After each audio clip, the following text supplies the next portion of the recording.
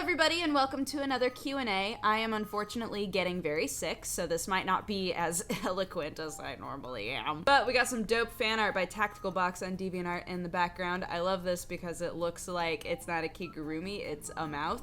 At first I was looking at the bottom and I was like, that looks like a strange shirt, and then I realized it was a tongue, and I was like, oh my god, it's a fox mouth eating me alive. That's exciting. Okay, let's, can you see all these? I think you can. I'm still using the cat ones because they make me smile. They make me smile in these times. At Real Twain Teskey, what current TV show or movie would you create a love sim game from?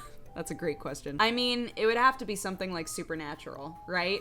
Like, just a show where so much has happened and there are so many characters and so many situations. Like, a love sim for Supernatural would feel like one of those love sims that makes no sense, where it's just like, oh, we're time traveling now? Okay. Oh, and now we're in an alternate universe. Oh, and maybe you're a centaur? I don't know.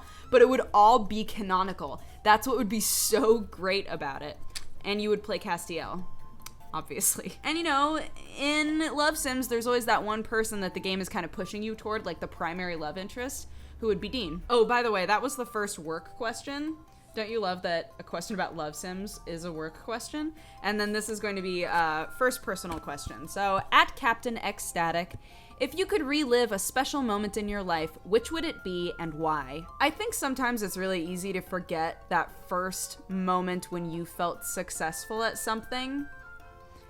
But there's a moment for me when I was like, man, 6 or 7, like pretty young, and I got to be the Wicked Queen in Snow White. And I was so angry about it because all the girls wanted to be Snow White, obviously. But I got to be the Wicked Queen, and I was really upset. And my mom sat me down and was like, sweetie, the Wicked Queen is a hard role. He wouldn't give that to you unless he really thought you could do it. And I was like, oh, I can do it. You know, like a challenge, like, oh, don't even worry, Mom. I can do this. And then I sat down, this'll sound awful, I sat down with the girl who played Snow White, and she was like, oh my gosh, we should count how many lines we have. So we did, and it turned out that I had the most lines in the play because she's sleeping for part of it. But I remember just being like, maybe I meant to do this. Like, maybe this is my time to shine. And our very first performance, I got off the stage, and this little old man came up to me and he said, you know, I couldn't hear any of those kids except for you, and you were a delight. And I was like, it was the first time that I ever felt like I was really good at something, you know, and it also was a situation where I was upset with it at first and then realized that it was actually a good situation. I don't know. I think that since it's so easy to forget those moments, I'd like to go back and relive that moment because the amount of pride that I felt when it was done was incredible. First, silly question. At Richter Cal, if cats ruled, how high ranking would Sherlock and Watson be? Watson, I think, could be not a ruler. Like, the really scrappy cats would wind up being the rulers, you know? Watson is smart, but she's also, she can't win in a fight against Sherlock, and Sherlock is a weenie. He's a big old weenie. So I don't think that Watson could ever become a cat in a place of power, you know? But I think that she could be a Jafar. She could be a high-ranking officer in a sort of advisory role, where everybody would be like, oh, Watson, you know, she's no threat, but deep down she's a threat, and she's gonna poison all those other cats. But then Sherlock, I don't know about Sherlock. Sherlock is, like I said, he's a big old weenie, and he can fight, but he doesn't want to, you know? So I feel like Sherlock would wind up being one of the cats that is in the military, the cat military. Maybe he's the leader of the cat military because he's good at his job. But he dreams of just having a family and settling down and having a litter, you know? Yeah, I think that's how it would play out. Next, work question. At Lefalini, how do you inspire yourself to record a video even when you may not want to? That is a good question. Because I know that in the end, I do want the video made. I think that that's a big problem. Aaron and I have talked about this a lot, actually. Happily, Aaron and I. we were talking about how sometimes you second guess your opinion to the point where you're almost afraid to make the video. And then it decreases the motivation to ever make it, even though you know that you want it made. It's a really strange situation that happens the more people are watching you, where you're constantly second guessing yourself, your opinions, your editing, your style, all of it. So that's more the problem that happens with me, is where I'll want to make videos if I am absolutely positive that they are successful.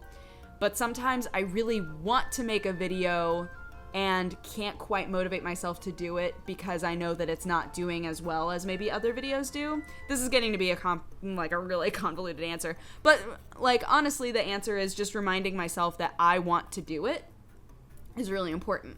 Like, in the end, I want this video made, and the only person who can make it is me. So you have to kind of take a second, clear your mind, right?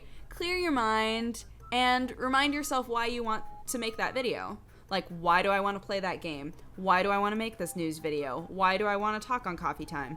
It's because I have things to say, and I have things that I want said, and I'm having fun with them.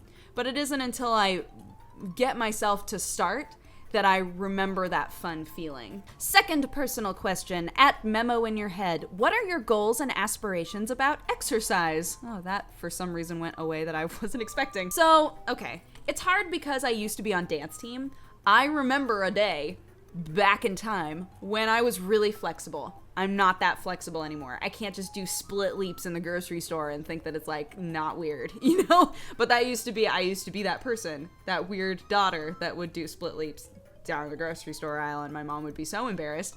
But I've come to terms with the fact that I'm not that flexible anymore, even though I still love to dance. Like, I just don't do it often enough where I feel that limber, which is something that I would love to feel again, but it's not like a huge goal for me. If I were to say that I have a goal, it would be, and for any of you who have watched me for a while, you know that this is the case. I would love to be really strong. Not like ripped, not like swole, but I want to be strong. And the reason that I say, you probably know that if you've been watching me for a while, is because if somebody came to me and was like, hey Dodger, if you want a superpower, it can't be shapeshifting, but it could be anything else, I would want super strength. No question. I would want to be able to just like lift up cars and stuff. Obviously, that's not an achievable goal, but I like the idea of being strong and being able to take care of myself, like, in any situation. So I guess that would be a goal, an aspiration, is just to be strong, you know? Be able to run from zombies, be able to lift a plank off of a friend who got in an explosion. I don't know. Guys, come on. Second silly question. At Chaotic97, if you were to write and direct a movie, what would it be about? It would be a horror movie. I think that there are not enough movies that start out as one genre and suddenly switch to a different genre, like have that weird, almost Brechtian feel to them where it's like, and now we're switching to a romance, right? I kind of want that. I would love to make a movie like that where it starts off as a total horror movie and everybody's just freaking out and like legitimately scary stuff is happening. But then at a certain point, it just switches. It just switches to a completely different genre.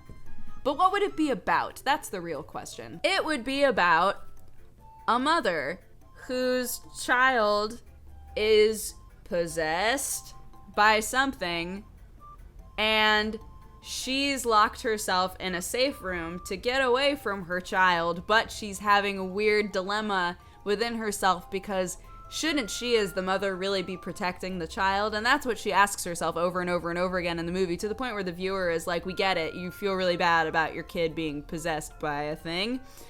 And then at the Brechtian stop, when it switches gears, at that point, the kid who's possessed, the demon inside of the kid falls in love with the mom, and it turns into a romance, and the mom's like, this is so wrong, and the demon's like, but so right, and then it gets really weird.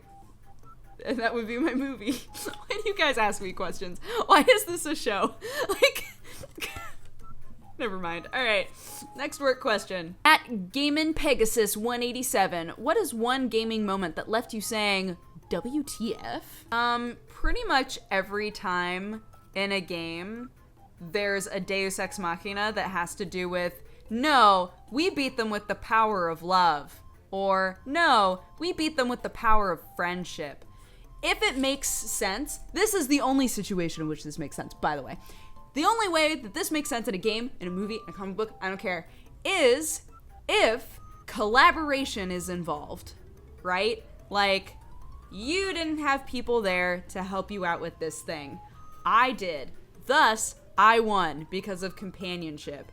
But when it's like, we, the human race, are going to win because of companionship, I'm like, stop it.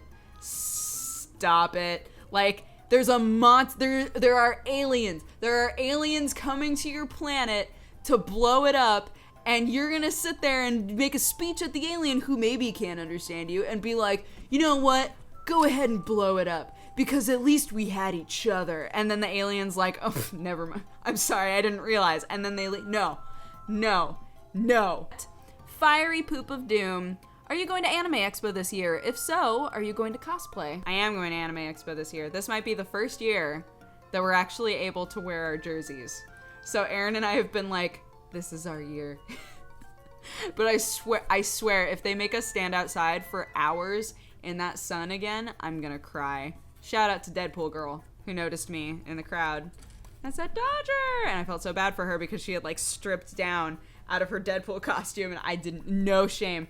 Did not blame her at all because it was so hot out there. Everybody was just like taking off cosplay pieces, and I was like, you spent so long to make sure that was perfect, and now look at you, sweaty, so sweaty. That's what I don't want. I don't want to show up and be like, wow, I'm gross. Right? Like, that's not cool. But yeah, I'm definitely going to Anime Expo. We're definitely going. I'm assuming that we're going as Kuroko and Kisei. And if that doesn't work out, then I'll let you guys know. Last silly question. At Isply. Or I too ply. Got it. Which is best, that feeling of warming up when really cold or cooling off when really warm? Now, because it's warm in my apartment, I want to say cooling off when it's really warm. That's been the situation I've been in most since I moved here. But the feeling of warming up when you're really cold is also nice. I'm gonna say the one that I appreciate the most is cooling off when you're really warm. Because I hate being warm. It makes me like sick to my stomach. It's awful. But that would be my answer to that. That's been your Q&A. Thank you guys so much. I hope that wasn't too weird. Or maybe just weird enough. I hope it was too weird. See you guys in 2 weeks.